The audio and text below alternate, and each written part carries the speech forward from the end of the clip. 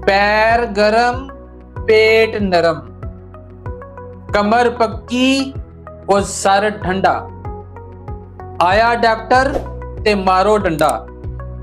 100 किताबों का एक असूल अपनी जिंदगी में पल्ले बांध लें। सेहतमंद बंदे की निशानी है कि उसके पांव ठंडे नहीं होते, पांव गर्म रहते हैं।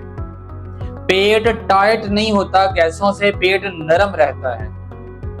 कमर लचकीली और मजबूत होती है, कमर टाइट और फूली हुई नहीं होती।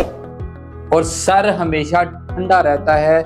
जो ही सर गर्म होगा, ब्लड प्रेशर से हो, बुखार से हो, किसी चीज से हो, उसको 10 बीमारियां लगी हुई होंगी। इन 4 चीजों को अपनी जिंदगी में ले आए, इंशाल्लाह कोई एक भी बीमारी आपके पास नहीं भटकेगी। इसको हर सुनने वाला जरूर शेयर करे और लोगों के लिए आसानी पैदा करें।